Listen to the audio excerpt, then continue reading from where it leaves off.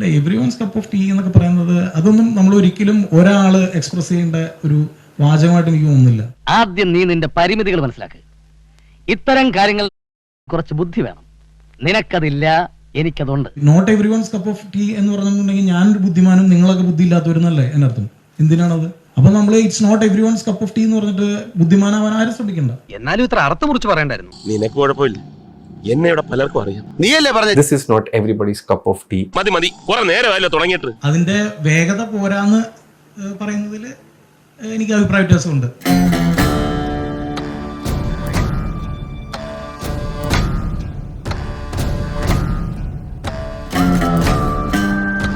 ആദ്യം 20-30 മിനിറ്റ് സിനിമയിൽ എടുത്തിട്ടുള്ളത് ആ വേൾഡ് ഓഡിയൻസിന് പരിചയപ്പെടുത്താനായിട്ടാണ്. അതോടൊപ്പം സിനിമയുടെ വേഗതയും കൂടുന്നുണ്ട്.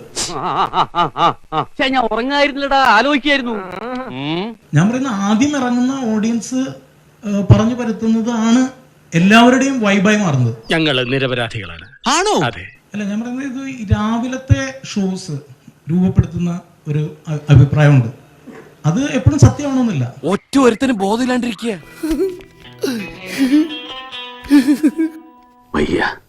വയ്യാഞ്ഞിട്ടാ എങ്ങനെയാ നേരം വെളുപ്പിച്ചെന്ന് എനിക്കറിയില്ല. സോഷ്യൽ മീഡിയ ഒരു വാർ ഗ്രൗണ്ടായി മാറാണ്.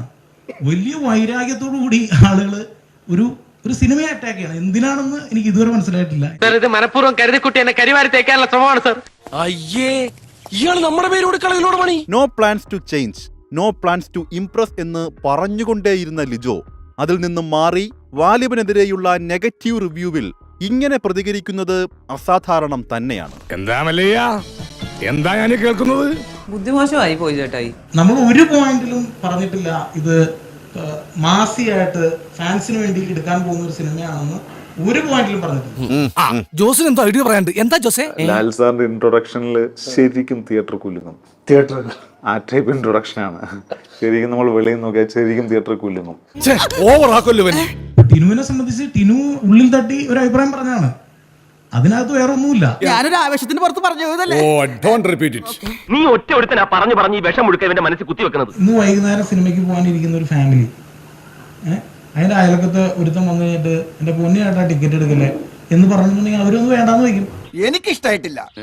നിന്നെ എനിക്ക് തീരെ ഇഷ്ടായിട്ടില്ല. ഇത് അസൂയാണ്, മുഴുത്ത അസൂയ. ഇതിപ്പോ ആര് പറയുന്നതാ ഞാൻ കേക്കട്ടെ? ഒറ്റ കാര്യം ഞാൻ പറയണു, അത് വലിയ സ്ക്രീനിൽ തന്നെ നമ്മുടെ ഓഡിയൻസ് അത് കാണണം എന്ന് വളരെ സ്ട്രോങ് ആയിട്ട് ഞാൻ റിക്വസ്റ്റ് ചെയ്യുന്നു. കാണേണ്ടവരെ കണ്ടിട്ടേ അവരെ യാത്രയാക്കാം.